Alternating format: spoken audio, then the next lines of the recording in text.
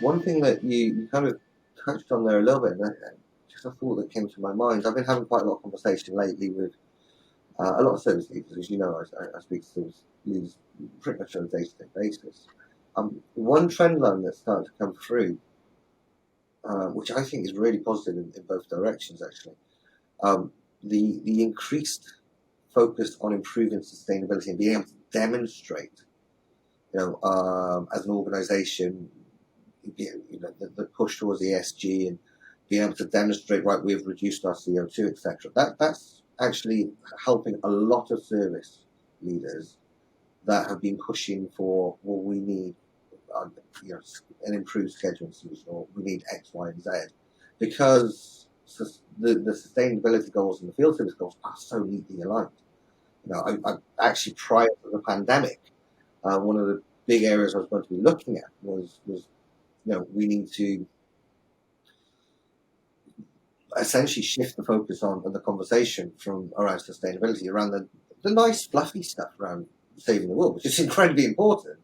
But to start getting these initiatives through, it was to explain to the CFOs, well, this will boost, this will reduce our costs, and this will, actually make us a more efficient organisation. Because essentially, good field service is green field service, and that's not just some piffy kind of for everything we're talking. Reducing time behind the wheel, reducing idling, making sure that we're increasing tech utilisation, making sure that we're optimizing our parts, and service logistics element. All of those will have that impact.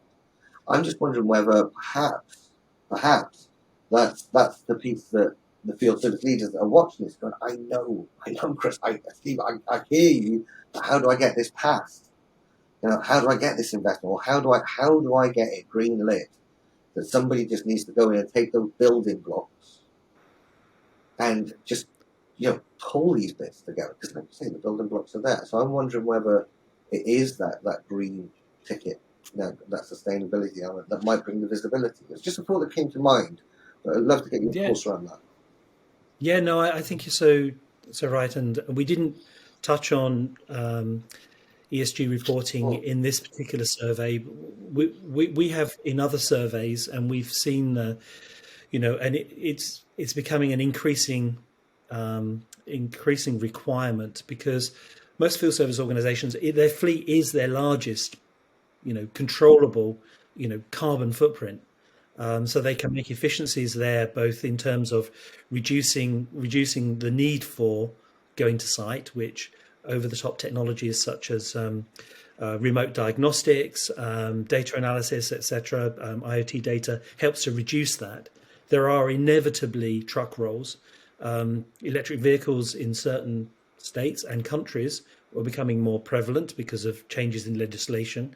That too presents challenges, because you have to schedule differently for an electric vehicle, because you've got to think about, can I, when am I going to have to charge it? So that adds another layer of complexity within there.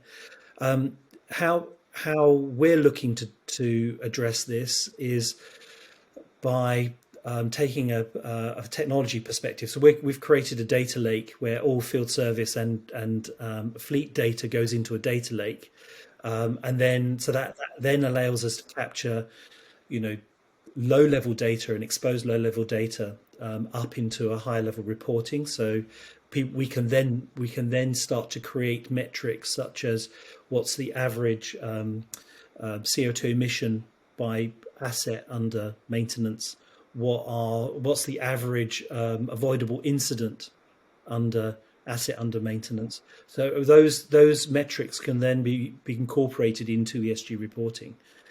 Because from a field service perspective, we can consider those incidents that didn't require any travel to site, because we were fixed remotely.